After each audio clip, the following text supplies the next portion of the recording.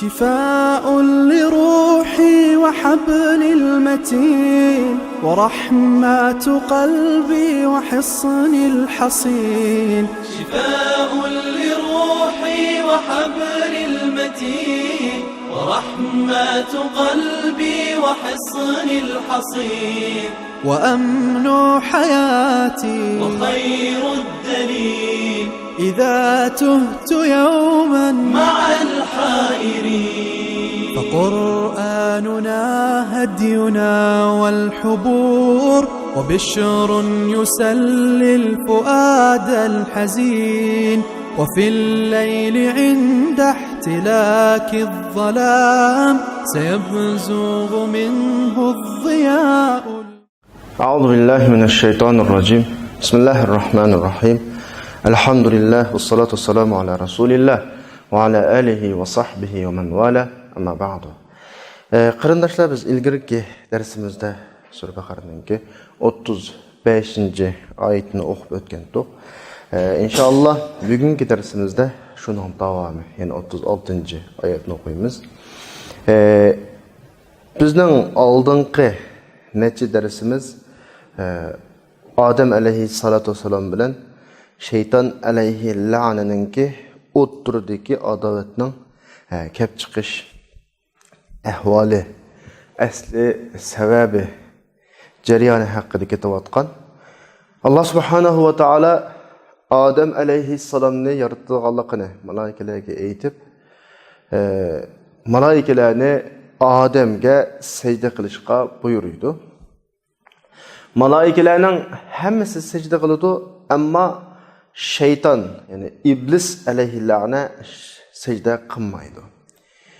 Va Adem alayhissalatu vassalamga jannatda belgilangan jannatda vasvasa qilishga boshlaydi.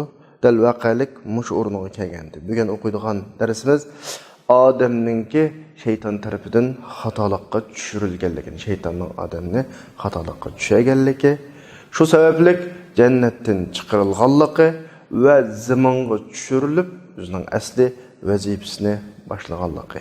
Bu vazifa shayton bilan dushmanlashish xarakterida davom qiladiganligi, boshlanganligi va shu shaklda davom qiladiganligi tilgan bugungi oyatda. Oyatning o'qilishi فَأَذَلَّهُمَا الشَّيْطَانُ عَنْهَا فَأَخْرَجَهُمَا مِمَّا كَانَ فِيهِ وَقُلْنَا اهْبِطُوا بَعْضُكُمْ لِبَعْضٍ عَدُوٌّ وَلَكُمْ فِي الْأَرْضِ مُسْتَقَرٌّ وَمَتَاعٌ إِلَى حِينٍ. Yani bu ikkilerini Allah subhanahu wa ta'ala cennette olturaqlaştırgan, cennetke orunlaştırgan Adem aleyhissalatu vesselam bilen ayali Havva'ni şeytan hatalıqı düşürdü deydi. فَأَذَلَّهُمَا عَنْهَا. Yani hatalıqı düşürüp cennetin çıkartılgan işlağa kirgizip koydu. فَأَخْرَجَهُمَا مِمَّا كَانَ فِيهِ. Şu sebeplik bula turvatkan cennetin bu işkisini çıkardı. وَقُلْنَا اهْبِطُوا. Allah hitap kılıp dedi, biz dedik ki sizler düşüşünler. Yani zamandaki uzağına vazifesine başlanlar. بَعْضُكُمْ لِبَعْضٍ عَدُوٌّ. Bu hizmetinle düşmanleşken halette buludu. Özara birisi-birisiga, birisi-birisiga düşmanleşken halette başlanıyordu. وَلَكُمْ فِي الْأَرْضِ مُسْتَقَرٌّ وَمَتَاعٌ إِلَى حِينٍ.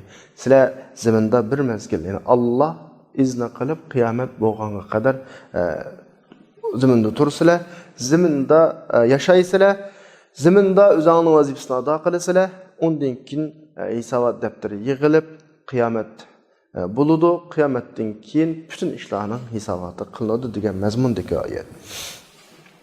Abdurrahimahullah oyatning izohatini boshladi, dedi ki Allah subhanahu va taolo Adem ve onun ayolini cennette o'rinlashtirgandan keyin bu ikkilenga nimaning halol, nimaning harom ekanligini deb bayon qilgandan keyin shayton o'zining vazifasini boshladi. Ya'ni Adem bilan avlodiga qaratilgan ajoyib katta dushmanlik vazifasini boshladi. Alloh subhanahu va taolo bu vaqtda deydi: "Fa'adallahumash-shayton." Dushmanlikninki tunji boshlanishi bu. Ya'ni shayton özünün hizmetini başladı. Bu ikkilerini hatalıqqa düşürdü. Buradaki hatalık degeni Adem aleyhisselamdan yüz bergen bir qıtımlıq teyiliş yoki xatolashish. Bu qanday yüz berdi?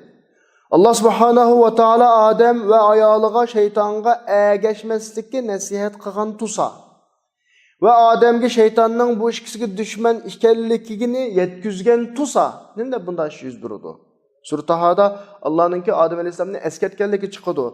İnne hâzâ eduvvun leke ve li zavcik. Ma şeytan sen ve senin ayalanga düşman felâ yuhricennekuma minel cennet feteşqa. Sizlarni cennetin çıkırıp samsun unda olganda xaplık tatıp kalısılar, baxtsiz olup kalısılar, şaqi olup kalısılar deb esketken tusa. Bu ahval qanday yüz berdi dese, bu yerdagi mesele nayt iniqki adavet iniq aşkara oturuğu ilan kılınaqlıq ve ilgirla oturuğu çıqarlıq bu adavet. Biz ilan kılınmadı de perez qılgan taqdirimizde mi Adem Aleyhisselam iblis Allah'ın buyruğuna asilik qilib Adem'ge seydi qılmağan bir mevqa haletini kömüdü mü Adem Aleyhisselam? Şeytan men bu Adem'nin ballarını kıyametki kadar azdırma dep ilan qılmağan taqdirdi mi?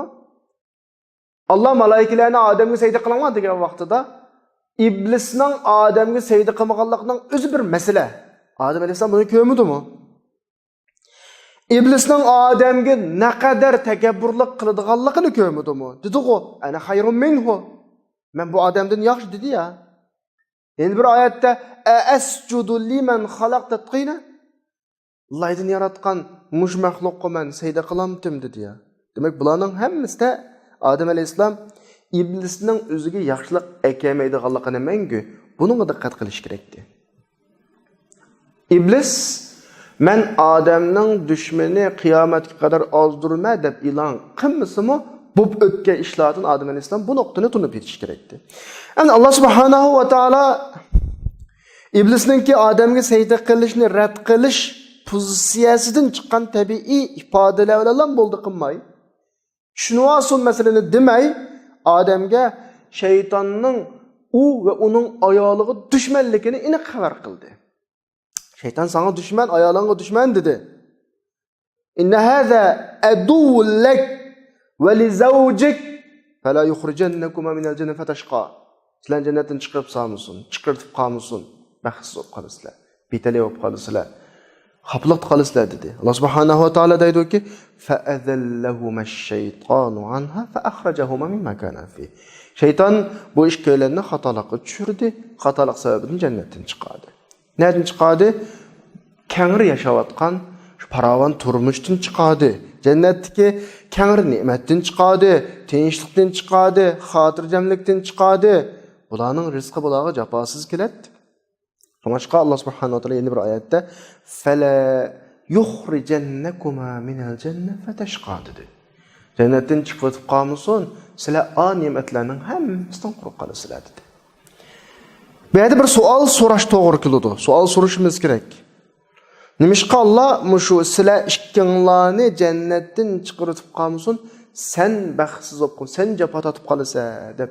Sen birlik ibaretlen keldi. Ayetinin 5'de فَلَا يُخْرِجَنَّكُمَا İkilik ibareti var. İkilik kurulması var. Arap dilde Allah bildi bunu.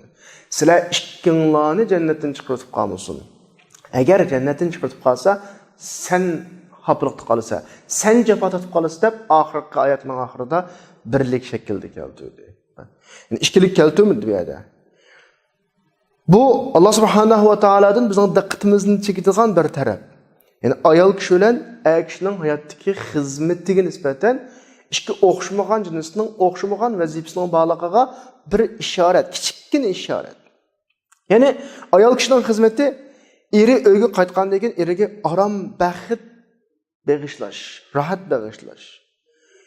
Erininki jafosini, tatgan xafaligini unutuldirish, ketkizib o'tish. Ammo kişinin hizmeti ayoli ballarininki yemek-içmek, kiyim-kechak, turmush lazimatlarini hazırlab turish uchun İşleş, capa, hareket demek. Bu ikisinin hizmeti okşamaydı. Eğer mesele yüz berse, asasen bütün meşakkatinin hamisi kişinin üstüge düşüdü. Mana yukarıda Allah subhanahu wa ta'ala keltirgandek, bizning diqqatimizni nega chekyapti? Kişinin hizmeti capa çekiş, hapılıkni üstüge eriş. Mashaqqatni ustiga elish degan nuqtaga chekyapti. Ondan keyin ahlining qashig'iga keladi. U jafo, mashaqqatlar rahat, tinchlik, xotirjamlikka aylanadi. Bu aksning xizmati. Ama bu haqiqat olib qolsa, nima deb dunyo kelib bu tuzilmani o'zgartirdi? Nima uchun buni o'zgartirishga urinadi? Biz deymizki, dunyo o'zini o'zi jafoga soldigan narsa. Butun dunyoni jafoga soladi. Ayol kishininki sirtda jafo tortib xizmat qilishning o'zi bir ayol kishiga jafoliqu. Ayol kishining xizmati uy, ya'ni uyda. Ayol kishining boshqa narsaga vaqt olmaydi. Agar ayol kishi sirtga chiqib, kishiga o'xshash oila vazifasini, oila yukini ustimga olaman degan vaqtida, cho'qim bolalari, oilasi, uyining hisobiga bo'ladi bu. Ya'ni cho'qim matarafidan bir narsa kamlaydi. Mishadin jamiyatda mashaqqat, xofiliq mishadin paydo bo'ladi. Bolalar zayo bo'ladi. Kishi o'zi ehtiyojliq tinchlikni, xotirjamlikni beralaydigan boshqa bir ayol bor o'ringa qochadi. Jamiyat qalaymoqanchilik qilib to'xtaydi. Bu ikki o'xshamagan jinsninki bir-biriga kelishdigan yeri bor. Har birisi o'taydigan bir vazifalar bor. Bu vazifalar joyida bo'lmagan vaqtda harakatdan chiqishi tabiiy. O'zimizning gapiga kelsak, Odam alayhisolatu vasallam shu nuqtaga diqqat qilish kerak edi.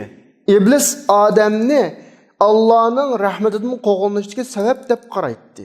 Undan tabiiyki dushmanlik qilishlikda shu Odam alayhisalom iblisdan na nasihat, na kalomni qabul qilmaslik kerakdi, ehtiyot qilish kerakdi.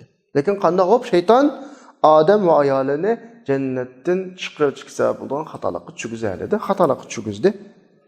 Allah subhanahu va taolo bizga bu tarafini bayon qildi, lekin bu biz o'qiyotgan sura Baqarada emas. Boshqa bir oyatda o'qib o'tamiz shuni. Sura A'rofningki 20-oyatida fawaswasa lahumash-shayton liyubdiya lahuma ma wuriya anhuma min sawatihima wa qala ma nahakuma rabbukuma an hadhihi ash-shajarati illa an takuna malakayn aw takuna minal khalidin. Bu oyatda şeytan alohida gumpusni, alohida mahoratini ishga soldi. Biz o'qiyotgan oyatda men sizlarni yesa mangu o'lmaydigan, mangu yashaydigan, farishtalanadigan bir daraxtga boshlab qo'ymamdim. Meni nisan olmam deb vasvasa qilgan bo'lsa, tabiiyki buningga pisand qilmasligini qilsam bizni aldirdi. Undan keyin ikkinchi mahoratni ishga solib nima deyotdi? Robbingiz sizlarni nima bu daraxtdan to'sidi? Sizlar farishta bo'lib qilish yoki mangu yashab qilishingni istamaydi Alloh. Ashta bo'lib qolmasliging uchun shuni to'sgan gap bu ne deb insondagi bir xil ojizlikdan kirdi iblis. Ojiz nuqtadan kirdi. Ya'ni iblis bu yerda yolg'on aytgan. Bu daraxtdan yegan odam farishta bo'ladi yoki o'lmaydigan mangu yashaydi degan gapi yolg'on. Shaytonning bu yerdagi vasvasalari gunoh, ma'siyatni zinatlab ko'rsatish uchun yolg'on gap bilan tutgan bu yerda. Amaliyotda shaytonning bir alohidligi, o'ziga xos bir xususiyati, qilgan gunohning qanday qilishi uningga muhim emas. Qanday gunoh qilsa bo'ladi shayton vastallaydi. Faqat sening qaysi shaklda bo'lsa osiy bo'lishingni xohlaydi. Seni taqvo sifat, taqvo yo'llariga boshlash orqali osiy qilishi mumkin. Ba'zi vaqtlarda. Sen agar xatolik bilan azdiranmasa, taqvolik bilan azdirishi mumkin. Shaytonning vazifasi, ammo odamni azdiradigan yana bir narsa bor shaytonning boshqa, nafs, ko'ngil. Nafs bir ma'siyatga vasvasa qilgan vaqtda o'zi uchun bir narsani istaydi. Shayton bilan nafsning farqi bu. Nafs bir narsani istab turib odamni azdirsa, shayton hech kim istamaydi. Xolis sen assanglan bo'ladi. Sen assang shaytonning vazifasi tugaydi, assang. Yani nefsinin şeytan seni qaysi günah bilan bo'lsin osiy bo'lishini istaydi. Sen ma tarafda o'lmasan, yana bir tarafdan keladi. Dedi ya, Odam alayhisalomdan qashig'i kelib, mangulik, yesa mangu yashaydigan bir daraxt va tugamaydigan bir mulkisini boshlab qo'ymayman dedi. Lekin bu shaytonning bu xil urinishi utuq qozonamizda. Utuq qozonmagandan keyin ikkinchi bosqichga o'tib dediki, ما نهاكما ربكما عن هذه الشجرة إلا أن تكون ملكا أو تكون من الخالدين. Sizlar unutmaysizlar, daraxtni yegilar. Xudoyim baqaq tusamda sizlarni. Allah sizlarning farishta bo'lib qolishinglarni yoki menga o'xshab qolishinglarni xolamaydi. Shuni to'sqan gap deb ikkinchi vasvasiga o'tdi. Ammo Odam alayhisolamga o'tib ketib qolgan, kallasiga diqqat qilmay qolgan bir nuqta bor bu yerda. Agar shaytonning mushi gibi to'g'rildiga sho'p qolsa, zadim mushi daraxtni yesa, farishta bo'lib ketadigan yoki mangu yashaydigan ish bo'lsa, Odam alayhisolam mushuni o'ylamay qoldi. İblis yesi bo'ldi ya uningdan.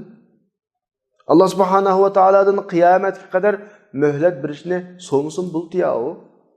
O'zi yesonmamdi iblis. Demek bu yerdagi Odam alayhisolamni ma'siyatga tushib qo'ygan nima desa, Odam alayhisolamdagi g'aflat, unutish. Allah subhanahu wa ta'ala bu haqda deydi: "Va laqad ahidna ila Adama min qabl fanasiya wa lam najid lahu azma." Biz bundan ilgari Odam alayhisolamni eskartdik. Odam alayhisolamga bu vaqtdagi ma'lumotlarni bergan bo'lsak-mu, fanasiya wa lam najid lahu azma. Unutib qoldi deydi. Odam alayhisolam unutib qolgan yeri bor. Ama unutib qolish gunohmi desa, Alloh subhanahu va taolo bu haqda yana deydi: "Fa'asa wa asa Adamu robbahu faqawa." Odam alayhisolam Robbiga osiylik qilib ozdi deydi. Unda unutib qolish ilgirki ummatlarda gunoh. Shuni payg'ambar alayhisolam rufi'a an ummati al-khata' wa an-nisyan wa mastukrihu alayhi. Mening ummatimdan yuz bergan xatolik qilishlarni o'zi bilib bilmay xato qilib qolsa ve unutib qolish ko'tarildi deyapti. Unda ko'tarildi degan qarag'an vaqtda Rasulullohninki ilgirki ummatlarda unutib qolsa gunoh. Unutib qolib bir ishni qilib qolsa gunoh. Ammo ma ummatda alhamdulillah Allohning rahmati bilan unutib qilib qilgan ish gunoh hisoblanmaydi. Yani Adem unutdi, asilik qildi. Asasen ikisi bir ma'no yani. Belki unutishma asilik hisobda. Ondan keyin bugun Alloh subhanahu va taolo musho mazmunda yana dedi: "Qala bitu ba'dukum li ba'din adu." Shoma. O'zaro dushman peti shoma. "Va lakum fil ardi mustaqarr va mata'un ila hin." Sizlarga zaminda ma'lum mazgilgacha yashaydigan, hayot kechiradigan mazgil bor, muddatlar bor deydi. Ammo xil tushish, ya'ni tushunlar degandagi ma tushish insonning zamonga tushishning boshlanishi, dunyodagi vazifasini ado qilish uchun. Madam Allah subhanahu wa ta'ala "Va lakum fil ardi mustaqarr va mata'un ila hin." Sizlar zaminda ma'lum mazgilgacha, Alloh izni qilgan mazgilgacha yashaysizlar degan ekan, bu yerda öz miqdorida alaqadar vaqti, ya'ni ma'lum vaqti belgilangan shaklda vaqtliq bir hayot bor. Chunki oyatning oxirida yashanglar demadi. İlahin dedi, ma'lum mazgilgacha dedi. Hayot dunyo vaqtliq bir dunyo. Uning hajmi miqdorida bu vaqt. Cheksiz vaqt emas, mush hayot dunyoning hajmi shaklda bir vaqt bor hayot dunyoda. Endi mishakaga vaqtida bir-birlik odamlar, har xil dinning dushmanlari yoki tushuncha jihatda kaltipam kishilar o'tirg'i chiqib har xil tushunchalarni beradi. Odam alayhisolamning bir xatoligi tufayli butun insoniyat bedelini ötüyordu. Yani biz Odam alayhisolamning xofiligi tufayli jannatdan zamonga tushdik deganda gapni qilib, deydi bular cho'qim bizni qutqazg'uchi deydigan insondan birisi bo'lishi kerak. Yani dunyoni o'zininki esilishi, ondan boshqa odam qilgan xatoliklar sababli dunyoga bedel to'laydigan birinin bo'lishi kerak. İnsan bo'lish kerak. Biz deymiz ki sen Allah subhanahu va taoloning yuqorqi oyatlarini hech qaysini tushunmabsan. Balkim bu bizning aloqamiz. Uyg'ur jamiyatimizda bo'lmagan gaplar. Yeni bir abtur yashagan bir jamiyatlarda bor buning ifodasi. Bu yerdagi qissa bir xatolik yuz berdi, to'g'rilandi. Bu yerda ikki nuqta bor. Xatolik bilan gunohning farqi. Arabchada ikkisi bak yaqin ibora. Xatolik degani al-xato deb ifodalaymiz arabchada. Gunoh ma'siyatni xati'a üstüge tushadigan gunoh, ya'ni xatolikning mas'uliyatini, xatoligini xati'a deymiz. Bir ishni xatolashib qilib tuzitish imkoniyati bor. Ammo xati'a gunoh degan nima bo'lsa, ustiga otilib ketgan gunoh. Odam alayhisolamning yuz bergani xati'a emas, ya'ni ustiga otilgan gunoh emas, balki xatolik. Tuzitildi bu. Demak, bu aytganki xatolik bilan gunohning, xatolikdan kelib chiqqan gunohning farqi bor. Xatolik tuzitildi, lekin gunoh jazolanadi. Odam alayhisolam xatolashdi, Alloh tuzatdi, Robbidan tövbe qiladigan so'zlarni topshirib oldi degani, uning tövbe qilish fursati badi. Demak, Alloh Odam alayhisolamga tövbeni o'g'itib, Odam alayhisolam Allohga tövbe qilib bo'lgandan keyin Odam alayhisolamning ustida gunoh qolmaydi. Xatolikning gunohi qolmaydi. Unda Odam alayhisolam nima ish qildi undan keyin biz aybligidek masalan. Biz qanaqdir dunyoni Odam alayhisolamning xatoligini qutqizishimiz kerak degidek. Nima ish qildi? Odam alayhisolam shu daraxtni yedi. Ham dunyoning xatoligining hammasi yeyishmi? Yo'q. Ketdi u. Bir qitim xatolashdi, ketdi, tugidi gunohi. Dunyodagi o'lim, o'ltirishlar, qon to'kishlar, zina, bulongchiliklar, so'xanchiliklar, g'ayvatlarni kim paydo qildi? Buning hammasi Odam alayhisolamning gunohi ma bu. Agar bularning degan gapi to'g'ri bo'lib qolsa, zaminning ustida dunyoni xatolikdan qutqizadigan bir qutqazg'uchi bo'lsa, zaminda xatolik qilmaslik kerak bo'lishi kerak. Lekin xatolik gunoh menga qilib qilyotdi, davomlashayotdi ham atrofimizda. Kim dedi? Xatolik degan gunoh degan meros qoladi deb. Dunyoning hammasi Odam alayhisolamning xatolik gunohini meros olgudek. Alloh Qur'oni Karimda dediki, "Va la tadiru waziratu wizra ukhra." Odam alayhisolam o'tkazgan xatolikning bizga ne gunohi? Shuni manda tushunilishi xato. Bu faqat bizning asli vazifamiz, zamindagi vazifa.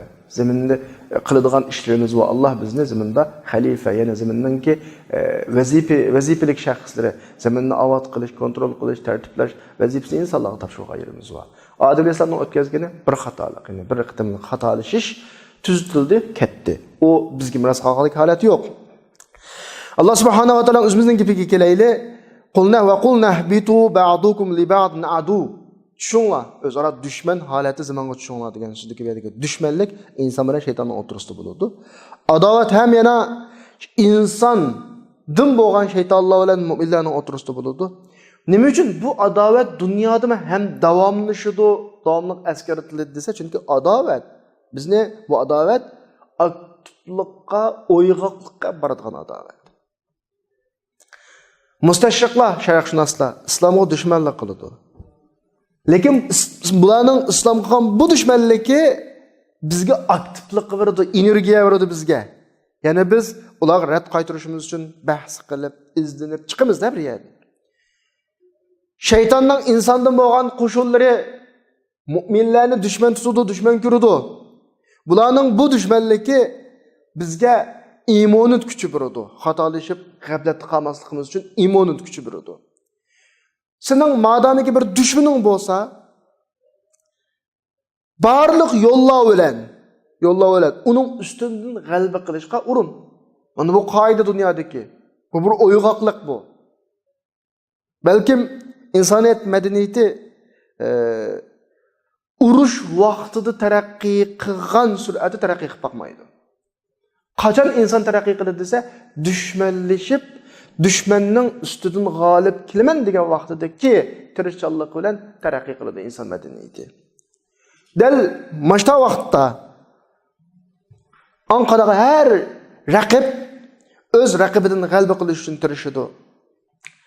Har kuch, dunyodagi kuch boshqa davlatlardan ilmiy jihatda eshib ketish uchun qurollanadi. Mana bu taraqqiyotlar, kashfiyotlar aslında vayron qilish, o'ltirish uchun bo'lgan bo'lishi mumkin. Lekin urush tugagandan keyin zamindagi insonning taraqqiyotiga yuzlangan ahvollar. Masalan, atom parchalash ishlari aslida urushlarda bo'lgan bir texnika, bilim. İnsanlar ayga yetib bo'lgan raketalar deymiz masalan. Bu urushning natijasi. Mayli Amerika olsun, Sovet ittifoqi olsun, bu yerda tamomlangan xilma-xil ilmiy taraqqiyotlarning hammasining asli, turtkisi, asosi, ya'ni bir har qo'shinninki, har askarninki, ya'ni bir tarafninki, yana bir tarafga bo'lgan dushmanlik asosida taraqqiy qilgan narsa. Bu yerdan biz tushunib olamizki, insonning shayton bilan o'tirdi dushmanlik bo'lganligi insonning zaminda o'yg'oq turishi, vazifasini aktivlik bilan ado qilishiga eng chong turtki. Bayat nurg'un misol oldik biz bunga. Bu yerdagi ihbitu ba'dukum li ba'd adu degani shu ifoda. Bu yerdagi tushunma degan hubud degan bir ibora bor. Bu ustun o'rindan tuvan o'ringa tushgan vaqtdan habata bo'ladi arab tilida. Hem ba'zida hubut ma'naviy jihatdan bo'lishi mumkin. Bir odam ustundan pastga tushmaydi. Men bir cho'ng amalda mening amalimni ap tashladi, tuvan darajalikka tushyapti meni. Men hech qachon 2 metr egizlikdan 2 metr pastlikka tushganim emas. Ammo ma'naviy jihatda yuqori darajadagi o'rindan tuvan darajadagi o'ringa tushdim. Bu mu hubut bo'laveradi. Ya'ni hubut tushish ya amaliy yuqori o'rindan tuvan o'ringa tushish bo'ladi yoki ma'naviy hukmiy jihatdagi bo'ladi. Yani biz insan, mening nazarimda mashina qilganida tushib ketdi deb qo'yib gapsizni biz Uyg'ur tilida bor ya. Voy palonini hali esil ko'rsa bunda qildi. Shu vaqtdan tatib mening nazarimdan tushib ketdi-ya deb tushib ketish bo'ladi normalda. Amaliyotda egiz o'rindan past o'ringa tushmaydi bu. Bunda ma'naviy tushish. Lekin qimmatida tushgan bo'ladi. Bu yerdagi musofa qandaqdir yiroq-yaqinlikni maqsad qilmaydi. Ba'zi inson qishingda o'ltirdi, u sen qishingda o'ltirgan bo'lsa-mu, ma'naviy jihatda u sendan yiroq uni his qilmaysan. Ba'zi inson sendan necha ming mil, necha ming kilometr nerida bo'lishi mumkin, ammo o'zining qalbinga qishingda o'ltirgan odamdan yaqinroq bo'ladi. Bu yiroq yaqinlik masalasi moddiy masala emas, davomli. Ham bu yerdagi Alloh subhanahu va taoloning Odam alayhisalomga tushinglar degandagi tushish, mayli moddiy tushish olsun yoki ma'naviy tushish olsun, har holda Adem Aleyhisselam'ın zimindeki hizmetini başlaşının tunca kadimi, tunca hadise bu. Başla diyende gapçı bu.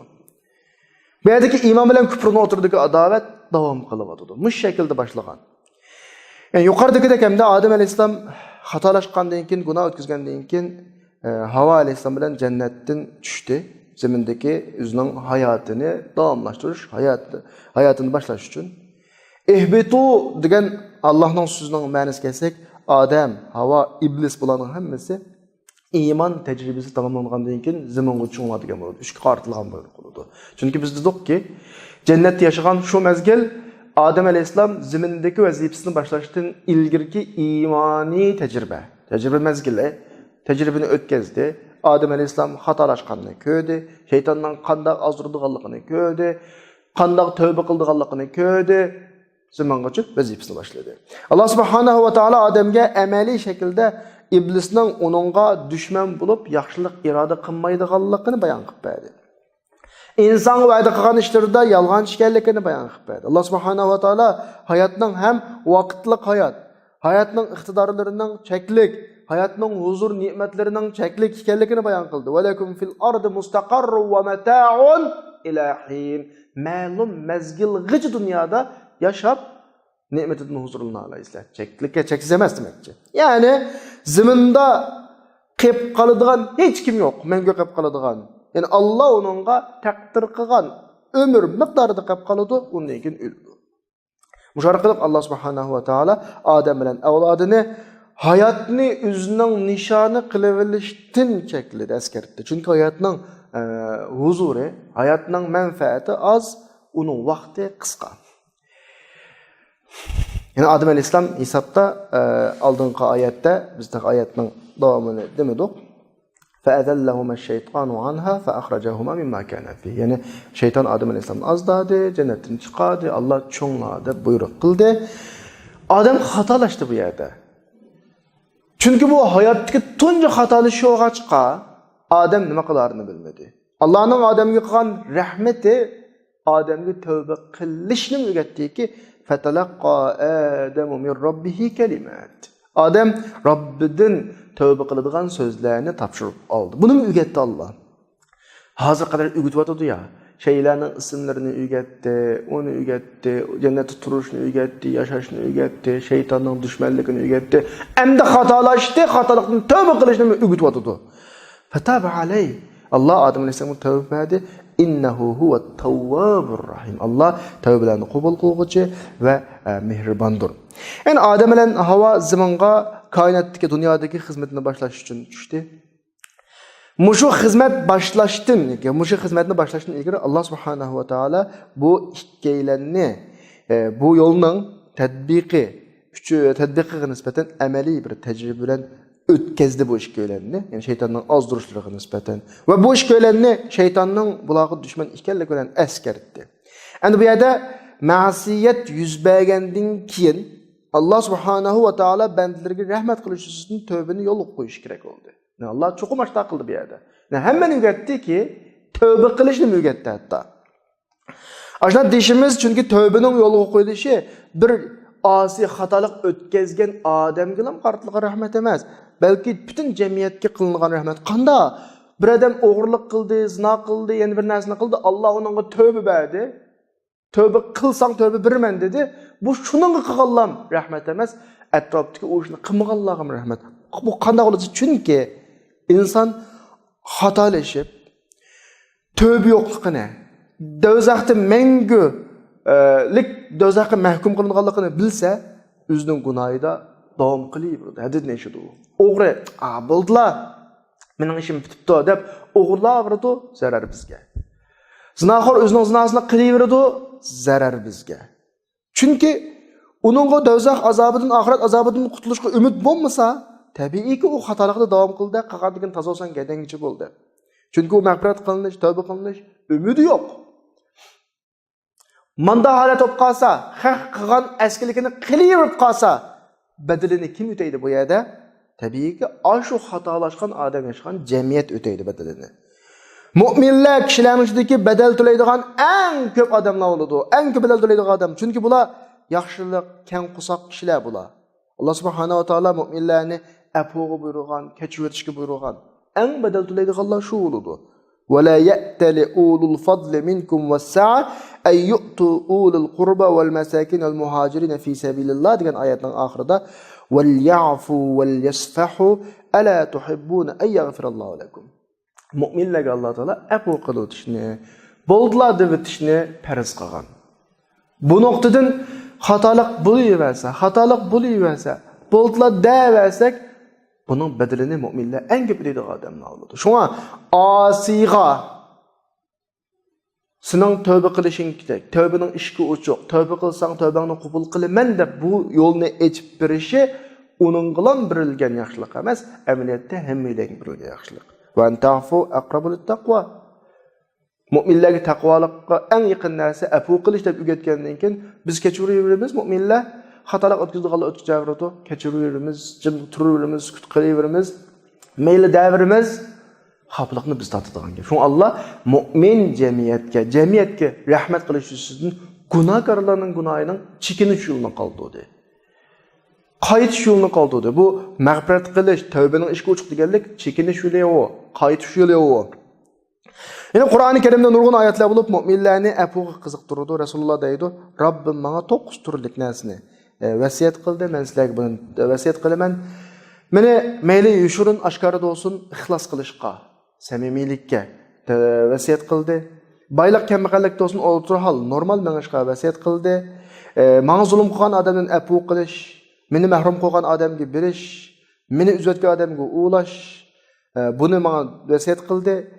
Mening sukutim fikr bo'lish, nutqim, talab so'z qilishim zikr bo'lish, qarashimning ibrat bo'lishini nasihat qildi deydi. Demak, mush aytdim yana talab qilinayotgani payg'ambar alayhisalom nasihat qilgan narsa zulm qilgan afv qilish. Demak, bu yerdagi tavba faqat jamiyatningki, butun jamiyatningki ichidagi asilik qilgan odam uchun ham yo'l qo'yilmagan. Belki bütün cemiyet için yol koyulgan, asi için yol koyulmagan, bütün cemiyet için yol koyulgan, bulup mu tacavuzçılıkını mı epu bilen, zulümünü mü epu bilen karşılaşıp buyurulgan mu'minlerge nispeten rahmet kılış için andinkin tövbe yol koyulgan bir yerde. Demek tövbe eğer yol koyulmagan bolsa, tövbe işki itip itilingen bolsa, cemiyetinin hemmisi haplık tatıttı. Bedel töleyti. Bulup mu şu tacavuzçılıkını, afu, zulümni keçirip ötüşleke karşılaşıp buyurulgan mu'minler bulup mu? En ziyade tutqını bu oldu. Şunaşqa tövbenin ki Allah subhanahu ve ta'ala'nın yolu koyuluşu bütün kişilerine nispeten bir rahmet. Allah subhanahu ve ta'ala aval tövbeni yol koydu. Tövbeni yol koyup olgandan keyin asi, Adem aleyhisselam tövbe kıldı. Ondan keyin Allah tövbeni qabul qilmasqa o'zining mashiyatiga qarab bo'ladi. Diye ثم تاب عليهم ليتوبوا إن الله هو التواب الرحيم. Yani Adem Aleyhisselam Rabbiden tövbe qiladigan so'zlarni topshirib oldi. Yani tövbeni o'rgandi. Allah Adem Aleyhisselamga tövbe berdi. Endi Adem Aleyhisselamning tövbesidan keyin Allah mush tövbeni qabul qilgandan keyin Adem Aleyhisselam'ın üstünde ötküzgen hatalıqının günahı bulamdı. Bazılar deydi, Adem Aleyhisselam asi oldu, hatalaştı. Allah tövbe verdi. İblis asi oldu, Allah onu dözaqda məngü suludu. Bu qanı adalatsizlik deydi, bazılarının yuqarıdaki buğa vaqaliktin. Çünkü ikisi hatalaşqan, birisini keçirim qıldı, birini keçirim qılmadı deydi. Biz deyimiz ki, yeni sizler düşünmepsizler Adem Aleyhisselam'ın mişqağallıqını. Adem Aleyhisselam faqat haram qılınğan dərəxtin yedi. Özünün hatalaşqan asilik qılığını bilgen vaqtida o hatalıqını davam qılmadı. Kəgən buyruqni qaytırıvatmadı, rədd qılıvatmadı. Dedi ki, ya Rab, senin buyruqun, yolun haq. Lekin ben özümge iyi ulanmaptım, beni keçirsizler dedi. Bu pozisiya Adem Aleyhisselam'ın pozisiyası. Adem Aleyhisselam günahını itiraf qıldı, acizliğini itiraf qıldı, yolunun haqlığını itiraf qıldı, Allah'ın tövbini talep qıldı. Bu Adem Aleyhisselam'ın pozisiyası. Ama iblisning pozisiyasi qanday oldu? Kelgan buyruqni rad qilyapti. Dedi ki, meni otdan yarattın, ona laydın. Men sening to'g'ri yo'lingda o'ltirma. İzzeting bilan qasamki, hammani ozdurma. Uning avlodlarining hammani ozdurma. Bu naqna qarasak, bu tahdidlar bu qanday tahdid endi bu? Xatolik o'tkazgan odamning keyindagi childirishi bu. Mecnunlanishi bu, qattiq achchiqlanishi bu, hasad o'ti bu. Yani iblis bu yerda Allohning buyruqini rad qilyapti. Gunohni e'tirof qilmadi o. Gunohni e'tirof qilib, mening ojizligim menga g'alaba qilibdi. O'zri haq, so'zlari haq demadi o. Uning degan nima desa, buyruqni Alloh rad qilib o'tib, anda qilaman, manda qilaman. Bu degan Alloh kufrlik bu. İblisning pozitsiyasi bu.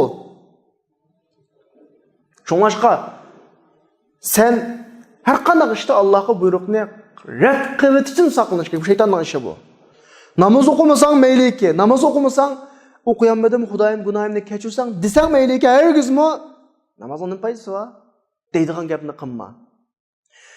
Zakat bermasang, ey Allah zakat bermadim, gunohimni kechir degin ki, hargizmi zakatni yo'lga qo'yish bu degan pul meli bağlağına nispeten bir zulüm deydiğin gapni qilma, ama qaytirish, rad qilish egri masala.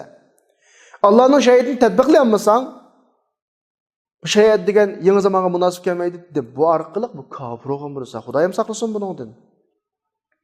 Aqallisi bir ishni qilmagan, bir sunnatni qilmagan odam qilmadim deyish kerak.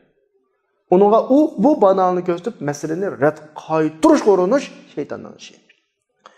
Lekin degin ki, ya Rab, namazın farzligi haq, zakatning farzligi haq, shariatni tatbiqlash haq, lekin men qodir olmadim o'zimga. Mening ojizligimga rahim qilsa, ey olamlarning Robbi. Manda qilsang, sen faqat osidan bo'lsa, Alloh xolisini kechiradi. Alloh xolis sana tövbe beradi. Ama unda qilmay, masalani rad qaytarsang, rad qilsang, u vaqtda kofir bo'lasan. Yani Adem Aleyhisselam bilan iblisning ma'siyatini o'tirdiga farq, Adem ma'siyatini gunohni e'tirof qilganlik, lekin iblis buyruqchi bo'lgan Allohga rad qilganlik. Adem Aleyhisselam asi bo'lgan bo'ldi xolos. Ya'ni bir xatolashgan bo'ldi. Ama iblis kofir bo'ldi. Xudoyim bundan saqlasin. A'yazu billah. Allah subhanahu va taolo deydi: "Fatalaqqa Adamu min robbihi kalimat fataba alayhi." Yani Adem Aleyhisselam Rabbidan sözlerini topshirib oldi. Belki sözler deganimiz bayatın tövbeni ügetdi deb tushundik ya. Bu sözler Adem Aleyhisselam topshirib olgan bu sözler ulamalar buni muayyanlashtirmoqchi bo'lishdi-yu. Masalan, bu qaysi so'z deb bu tövendeki ayet bo'lishi mumkin. Qala Rabbana zalamna anfusana va illam taghfir lana va tarhamna lanakunanna minal khasirin degan bu ayet bo'lishi mumkin. Adem Aleyhisselam bilan Havoninki aytgan duosi, biz o'zimizga zulm qildik, bizni mag'firat qilmaslar, rahim qilmaslar, biz ziyon tatqalarning qatoridan bo'lamiz degan duo bo'lishi mumkin. Bu ayet bizni shuni ifodalaydi-ki, Adem Aleyhisselamning gunohi mutakabbirlik qilish gunohi emas. Bular bichora bular. Lekin g'aflat gunohi. Ammo iblisning gunohi Allohga mutakabbirlik qilish gunohi. Lekin Adem Aleyhisselam asi olgan vaqtida, xatolashgan vaqtida Adem Aleyhisselamda bir xil sunish, ruhiy jihatdan tushish, keyingi chekinish oldi. Bu farq bu. Dediki, ya Rab, daraxt yaqinlashmaslikka qilgan buyruqing haq, lekin men o'zimga qodir bo'lmadim. Adem Aleyhisselam Allohning oyatidagi buyruq berishdagi haqqini e'tirof qildi. Ammo iblis nima dedi bu buyruqqa nisbatan dediki, Asjudu liman xalaqtat tina. Hey, Allohning yaratgan o'sha maxluqqa ibodat qilam deyman. Takabburlik qildi yerda. Adem alayhisalom Alloh subhanahu va taoladan topshirib olgan so'z Robbana zalamna anfusana va illam taghfir lana va tarhamna lanakunanna minal khasirin degan so'z bo'lishi mumkin. Ya bundan boshqa bo'lsa Allohumma la ilaha illa anta subhanaka robbi va bihamdik bo'lishi inni zalamtu nafsi zulman katiran faghfir li ya khayral ghafirin bo'lishi mumkin. Yoki ey tavba qilgan yaxshi bo'lgan Alloh ya khayrat tawwabin iqbil tawbati bo'lishi mumkin. Yoki subhanallohi valhamdulillah va la ilaha illalloh bo'lishi mumkin. Muhimi Allah subhanahu va taala Adem alayhisalomga o'ziga yaqinlashadigan so'zlarni vahiy qildi. Tavba qila oladigan so'zlarni vahiy qildi. Mayli oyat olsun yoki boshqa so'zlar olsun, ish qilib Alloh Adem alayhisalomga tavba qilishni o'rgatdi. Bu bir muhim masala.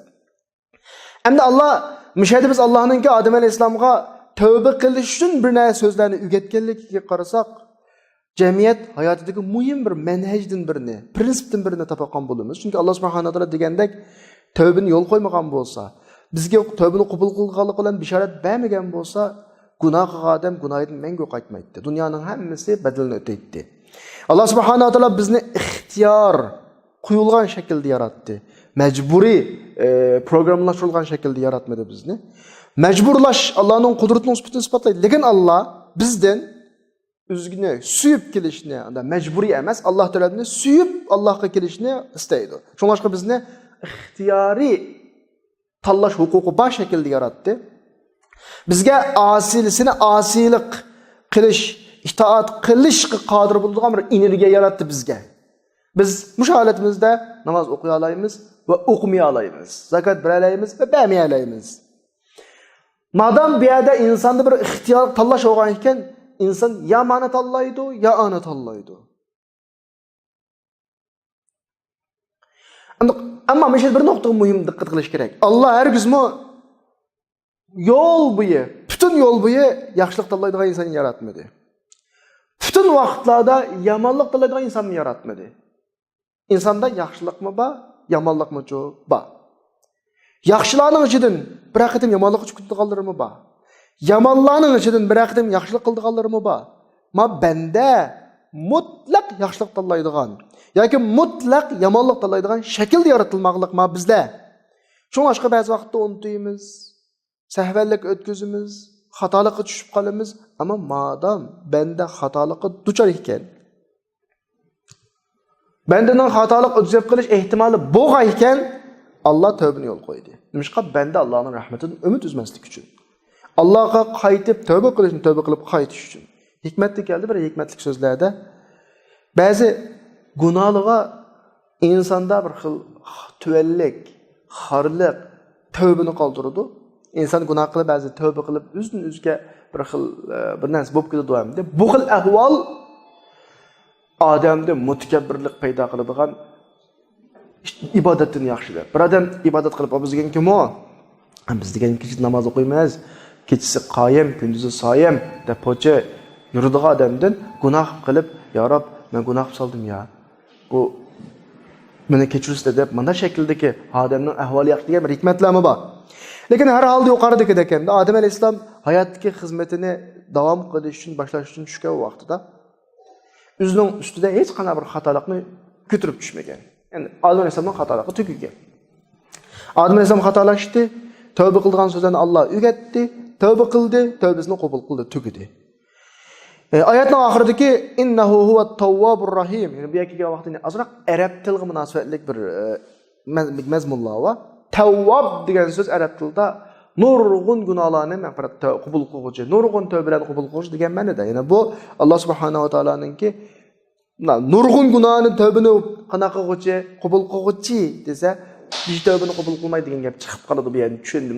Oddiy tushunchada. Ya'ni Alloh bandasini bir gunoh bilan jazolamaydi degandek bir hukm chiqadi. Chunki Alloh subhanahu va taolo chunki banda bir gunohdan, Alloh bir gunohdan tavba bersa, o'zining bandalaridan har bandaga yana o'xshashla bir odamning emas, nurg'un bandaning nurg'un gunohiga tavba bergan bo'ladi. Shu Allohningki tavvob degan sifatning ifodasi bu.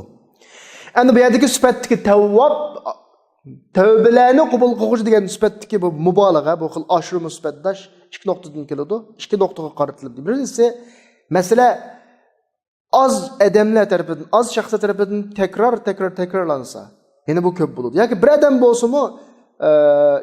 bo'lsa-mu, ko'p takrorlansa shta bo'ladi. Yoki masala bir qitim yuz beradi, lekin ko'p odamdan yuz bergan bo'lsa, yine o'xshash. Ikkalasini Tavvob o'z ichiga oladi. Ya'ni bir odam ko'p tavba qilsa-mu, ko'p xatolashib, yoki ko'p odam birdan xatolashib, birdan tavba qilib o'xshashlar, bu yerdagi ko'p tavba berguchi degan ma'noga mos keladi. Masalan, normal misoldan birini olsak, falanaxon yemchi, arab tilida yemchimda ashur musbatdash shaklda desa, balkim bu tomoqdan jiq yeyishi mumkin. Bu vaqt meni jiq yeydigan degan sifatga to'g'ri keladi. Amaliyotda uning tomoqining qitim soni değişib ketmaydi 3 vaqt tomoqdan. Normal inson 3 vaqt tomoq yeydi, ya shu normal insonningki normal tomoq vaqtlarida değişib ketmaydi. Lekin bir o'rtaga vaqtda jiq yesa o'xshashlar, bu odamni biz jiq yeydi deymiz. Yani mesela bir qitim nashtada 10 non, tushlik tomoqda 10 non, kechda 10 non deganda ekan, kitob shunda iliqliq ekan qo'y. Unda olsun biz buni ashu musbatda shaklda ifodalaymiz arab tilida. Yoki ba'zi inson o'xshashni takrorlaydi. Az normal odatdagidek yeydi, masalan, bir qancha tomoq yeydi tomoqdan. Ammo bir kunda 5 vaqt, yoki 7 vaqt, yoki 8 vaqt, 10 vaqt yesa, bu odammi qanday bo'ladi? Jiqiydigan bo'ladi. Buni o'xshash masala. Azdan yeb ko'p yeysimi jiqiydigan bo'ladi.